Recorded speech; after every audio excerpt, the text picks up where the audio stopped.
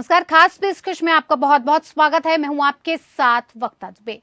AIIMS के पूर्व निदेशक डॉक्टर रणदीप गुलेरिया ने देश में फैल रहे H3N2 इन्फ्लुएंजा से लोगों को सावधान रहने की अपील की है। उन्होंने कहा है कि ये कोरोना के जैसी ही फैलता है और उससे बचने के लिए मास्क पहने, सोशल डिस्टेंसिंग का पालन करें और बार बार हाथ धोते रहें। बुजुर्गों और पहले से ही किसी बीमारी से परेशान लोगों को इससे ज्यादा परेशानी हो सकती है। उधर केंद्रीय स्वास्थ्य मंत्रालय ने सोमवार को हेल्थ एक्सपर्ट्स के साथ H3N2 इन्फ्लुएंजा के बढ़ते मामलों पर चर्चा करने के लिए एक बैठक की। इसमें एक्सपर्ट्स ने कहा कि देश में कोरोना के मामले कम हुए हैं, लेकिन फ्लू के मामले बढ़ रहे हैं। ये फ्लू कमजोर इम्यूनिटी वाले लोगों के लिए खतरनाक हो सकता है। एक्सपर्ट्स ने इससे बचने के लिए भीड़ भाड़ वाले स्थानों पर मास्क पहनने की सलाह दी है। पिछले 2 महीने से राजधानी दिल्ली समेत भारत के कई हिस्सों में इन्फ्लुएंजा के मामले बढ़ रहे हैं। कोरोना महामारी के बाद फ्लू के बढ़ते मामलों से लोगों में डर है, क्योंकि इससे जूझ रहे मरीजों में कोरोना जैसे ही लक्षण देखने को मिल रहे हैं। बीते कुछ दिनों में दिल्ली और आसपास के इलाकों से कई ऐसे मरीज अस्पताल पहुंचे जो 10-12 दिनों से तेज बुखार के साथ खांसी से परेशान हैं। ICMR की रिपोर्ट में बताया गया कि पिछले 2-3 महीनों से इन्फ्लुएंजा वायरस का एक सब टाइप H3N2 फैल रहा है। देश के कई हिस्सों में लोगों में इसी स्ट्रेन के लक्षण मिले हैं। एक्सपर्ट्स का यह भी कहना है कि बाकी सब टाइप्स की तुलना में इस वेरिएंट की वजह से लोग अस्पतालों में ज्यादा भर्ती होते हैं। मेदांता हॉस्पिटल के आंतरिक चिकित्सा विभाग की सीनियर डायरेक्टर सुशीला कटारिया ने कहा कि ये मरीज इन्फ्लुएंजा ए वायरस के H3N2 स्ट्रेन से संक्रमित हैं। फ्लू के मरीज को 2-3 दिनों तक तेज बुखार बना रहता है, शरीर में दर्द, सिर दर्द, गले में जलन। इसके अलावा मरीज में लगातार 2 हफ्ते तक खांसी होती है। ये फ्लू के सामान्य लक्षणों में गिने जाते हैं।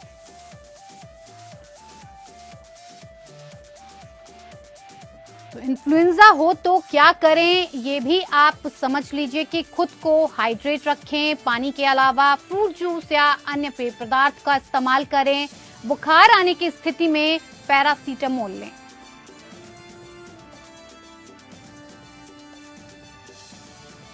साथ ही साथ फेस मास्क भी पहने और भीड़ भाड़ वाली जगहों पर जाने से बचें, क्योंकि होली का त्योहार है। ऐसे में लोग ज्यादा गैदरिंग करेंगे, इकट्ठा होंगे, तो आप इससे बचें और अपने घरों में ज्यादा रहें।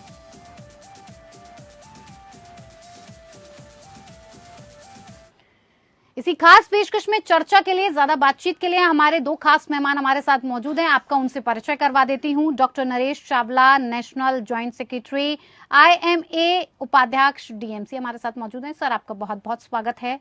डॉक्टर रवि कुमार सिंह, फिजिशियन हमारे साथ मौजूद हैं। सर, आपका भी बहुत बहुत स्वागत है। नरेश जी, सबसे पहले मैं आपसे पूछना चाहूंगी कि ये जो इन्फ्लुएंजा के केसेस लगातार बढ़ रहे हैं, H3N2, ये आखिर है क्या? सबसे पहले हमारे दर्शकों को इस बारे में समझा दीजिए, कैसे फैलता है, क्या कोरोना की तरह ही ये इतना खतरनाक है, इसके फैलने का पैटर्न क्या है, ये सारी चीजें आपसे समझना चाहेंगे।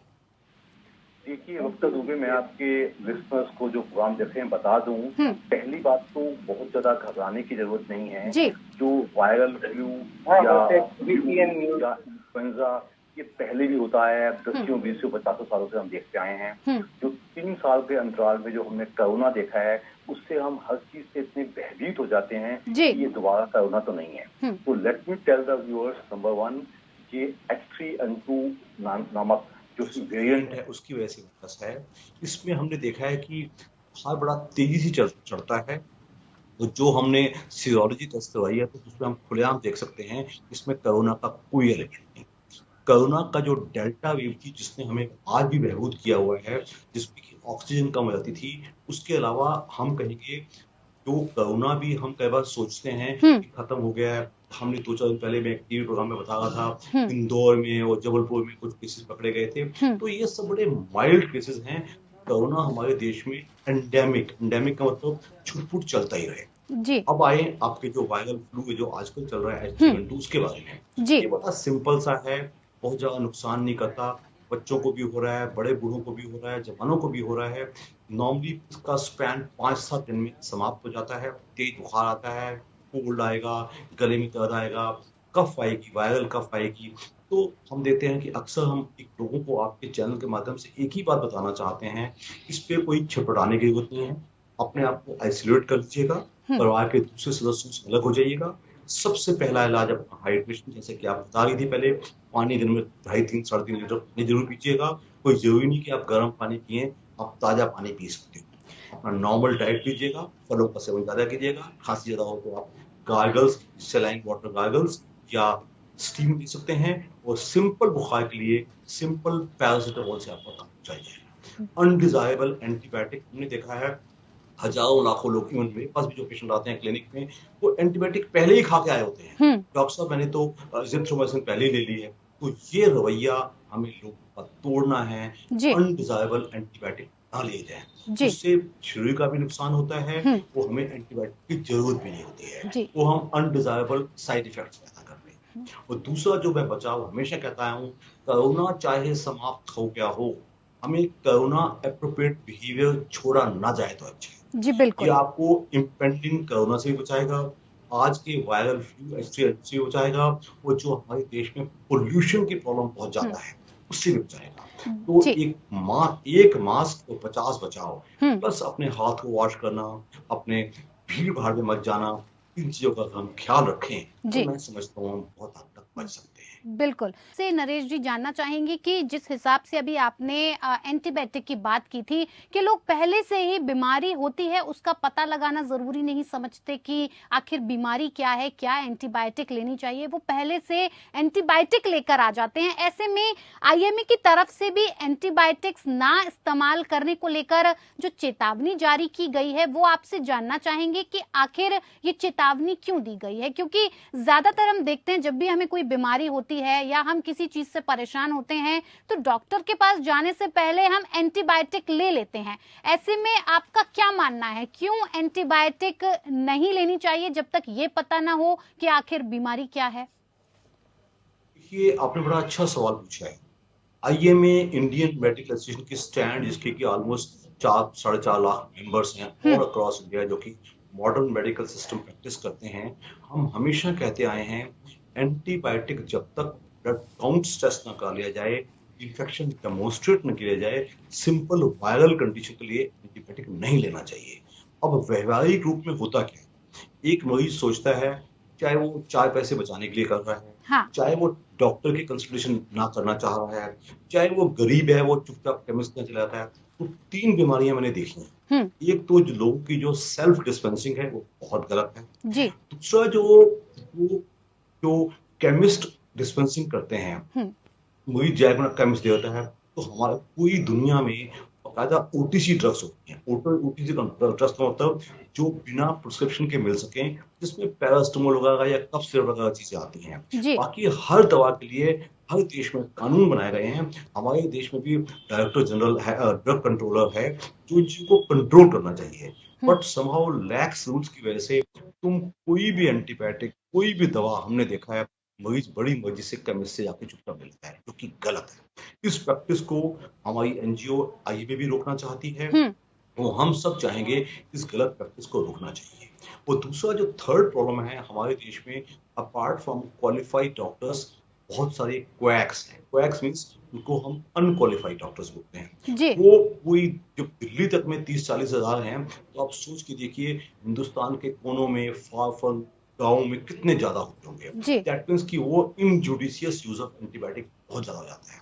हमने अक्सर शिकायत सुनी है विदेशों से कि विदेशों में नए मॉलिक्यूल्स डेवलप होते हैं, लेकिन जब वो हिंदुस्तान में आते हैं तो ड्रग रेजिस्टेंस डेवलप हो जाता है कि उनका एंटीबायोटिक्स का इनडिस्क्रिमिनेट यूज जहां चाहिए वहां भी दे दिया, जहां नहीं चाहिए वहां भी दे दिया। तो मैं आपके चैनल के माध्यम से आम जनता को अपील करूंगा कि आप सिर्फ, अगर आपको बुखार होता है, मैं नहीं कहता कि आप पहले दिन बुखार में डॉक्टर के पास पहुंच जाइए, आप 2 दिन ट्राई कीजिएगा। आप सिंपल पैरास्टामोल लीजिएगा, पानी ज्यादा पीजिएगा, फल ज्यादा खाइएगा, स्टीम लीजिएगा।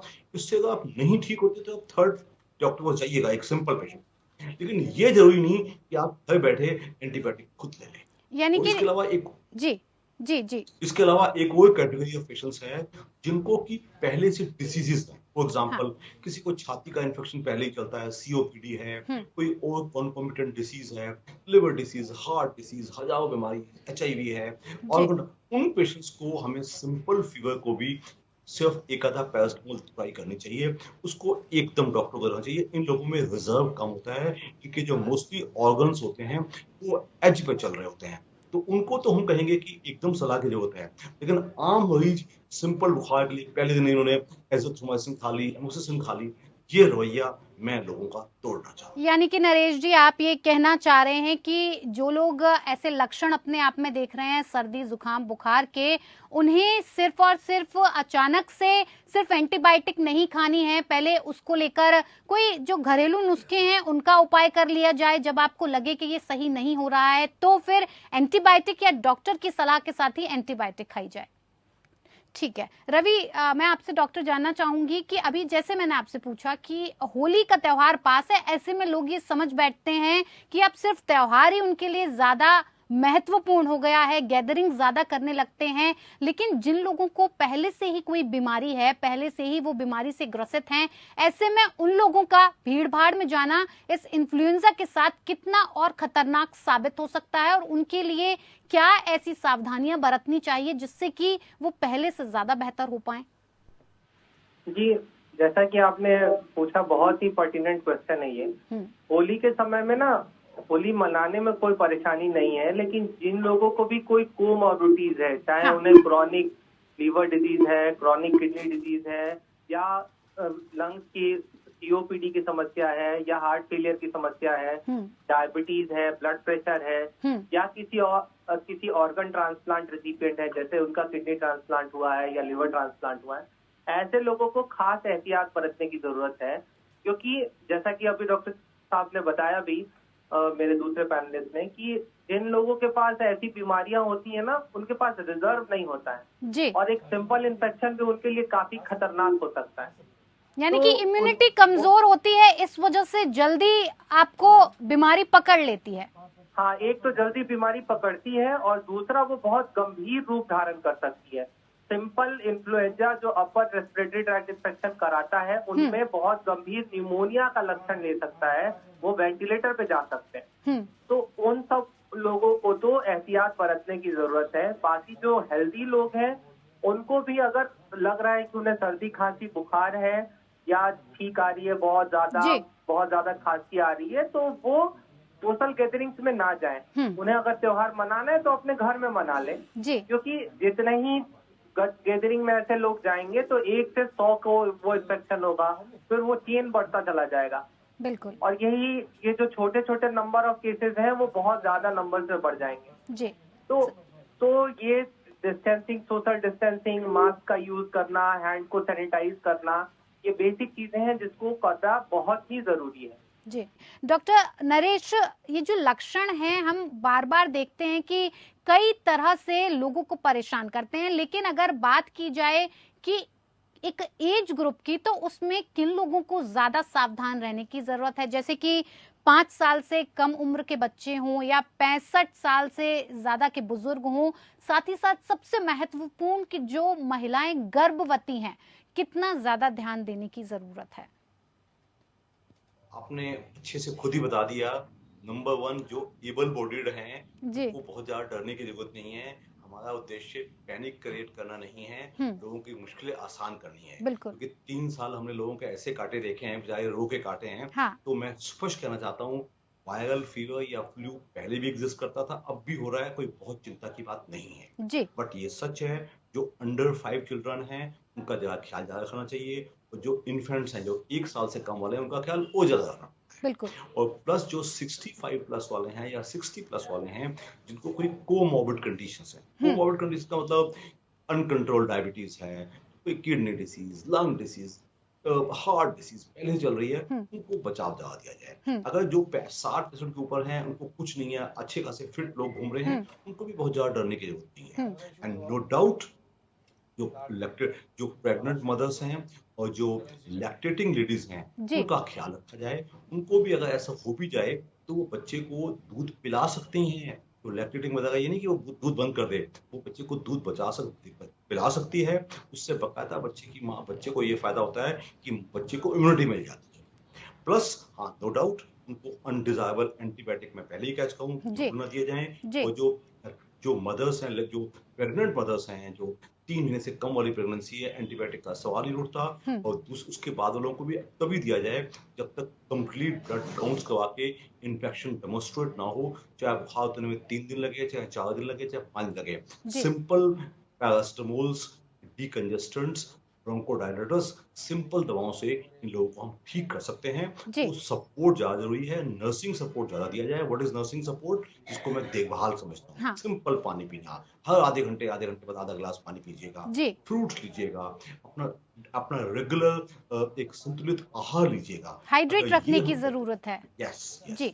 जी डॉक्टर रवि, अभी हाल ही में कई जगह से, यानी कि पूरे देश की बात करें तो हर जगह से ऐसे केसेस सामने आ रहे हैं कि कोरोना के केसेस तो घटते जा रहे हैं, लेकिन ये जो इन्फ्लुएंजा के केसेस हैं वो लगातार बढ़ते जा रहे हैं। ऐसे में अगर मैं अपने आंकड़ों की बात करूं तो गुड़गांव में इस वक्त 30% तक इन्फ्लुएंजा बढ़ता चला जा रहा है और जो मामले हैं वहां पर ज्यादा इंक्रीज हो रहे हैं। ऐसे में गाइडलाइंस जारी कर दी गई हैं कि आपको बचाव की जरूरत है।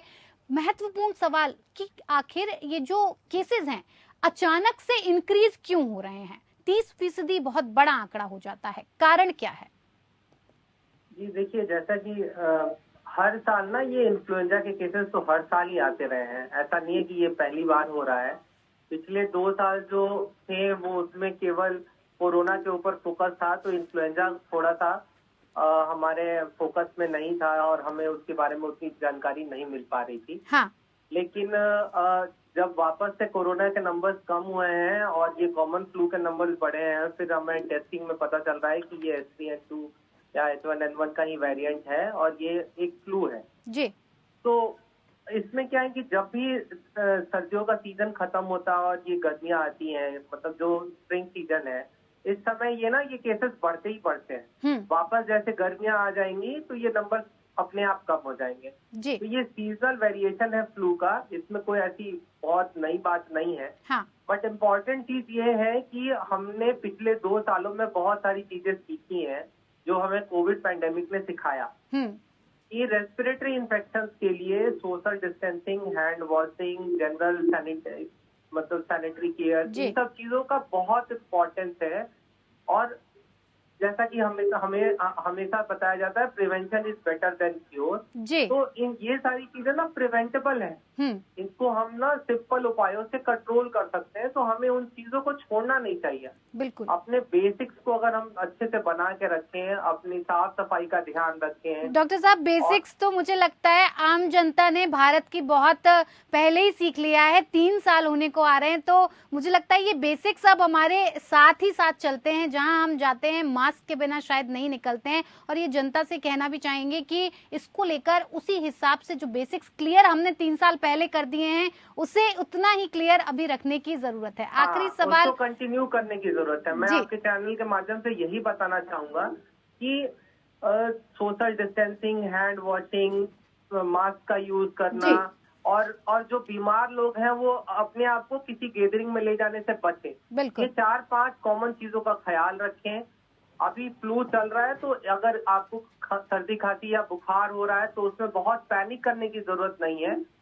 लेकिन जैसा का कहते भी हैं कि आपकी जो खुशी का राज है और जो सेहत का राज है, वो उसकी जो चाबी है वो आपकी खुशी है। स्माइल हमेशा फेस पर रहनी चाहिए। आप पहले से ज्यादा स्वस्थ महसूस करते हैं। नरेश जी, आपसे एक आखिरी सवाल मैं जानना चाहूंगी कि इसके लिए, ये जो इन्फ्लुएंजा इतना बढ़ता जा रहा है, इसके लिए आखिर दवाइयाँ क्या होनी चाहिए? क्या कोरोना के लिए जो हम दवाइयां ले रहे थे वो होनी चाहिए, या फिर साथ ही साथ जो कोरोना को लेकर टीके हम लगवा चुके हैं, उन टीकों से हमारी जो इम्यूनिटी बूस्ट हुई है, उन लोगों में इसका खतरा कम देखा जा सकता है, या वही टीके इस इन्फ्लुएंजा पर भी काम करेंगे? दोनों से ही मेरा सवाल है। सबसे पहले नरेश जी, आप।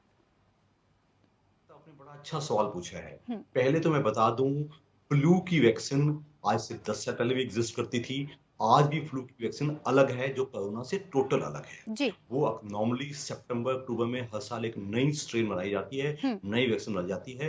वो हर साल बनती है। तो जो भी वल्नरेबल सेक्शन है, वल्नरेबल का मतलब होता है जिन लोगों को क्रोनिक बीमारियां हैं, chronic lung disease, liver disease, heart disease, इन या कोई लंग, इन सबको हम कहते हैं इनको साल में एक बार सितंबर अक्टूबर में फ्लू का टीका जरूर लगाना चाहिए। जी दूसरा आपने पूछा जो कोरोना का टीका हमने लगाया था उसका बचाव सिर्फ अभी तक हम कहेंगे उसका भी लोग बूस्टर नहीं लगवा रहे हैं। तो आपके चैनल के माध्यम से मैं अपील करूंगा कि जी लगवाने में 2 पैसे फायदा ही है, आप अवश्य लगाइएगा। और बचाव की जहां तक आप दवाइयों की बात कर रही हैं, वायरल डिसीज की दवाइयां बहुत कम होती हैं। ना कोरोना के लिए कोई दवाइयां थी, सिर्फ सपोर्टिंग मेडिसिन थी। Same is true for this H3N2 also. कोई विशेष दवाओं की जरूरत नहीं है, सिर्फ सपोर्टिव ट्रीटमेंट से पेशेंट ठीक होना चाहिए। वो एंटीबायोटिक का इस्तेमाल तभी होना चाहिए जब सुपर एडेड बैक्टीरियल इन्फेक्शन हो जाए। अगर हम सिंपल अपने आप को, जो मैंने 4-5 बातें मोटी मोटी बताई हैं, पानी, फल, साधारण जी खाना, पैरासिटामोल, डिकंजेस्टेंट्स, ब्रोंकोडायलेटर्स, अगर हम ऐसा इस्तेमाल करते हैं तो जो मैंने केसेस देखे हैं, कोई भी केस ज्यादा से ज्यादा 4-5 दिन में आसानी से ठीक हो जाएगा। जी तो मैं लोगों को आश्वासन दूंगा, no panicness, simple care and precautions. जी डॉक्टर रवि, हमारे पास वक्त की कमी है इसलिए हमें इस चर्चा को यहीं समाप्त करना होगा, लेकिन जाने से पहले डॉक्टर नरेश आपको और डॉक्टर रवि आपको होली की बहुत बहुत शुभकामनाएं और हमारे साथ चर्चा में शामिल होने के लिए आप सभी का बहुत बहुत धन्यवाद। इस खास पेशकश में मेरे साथ इतना ही। नमस्कार।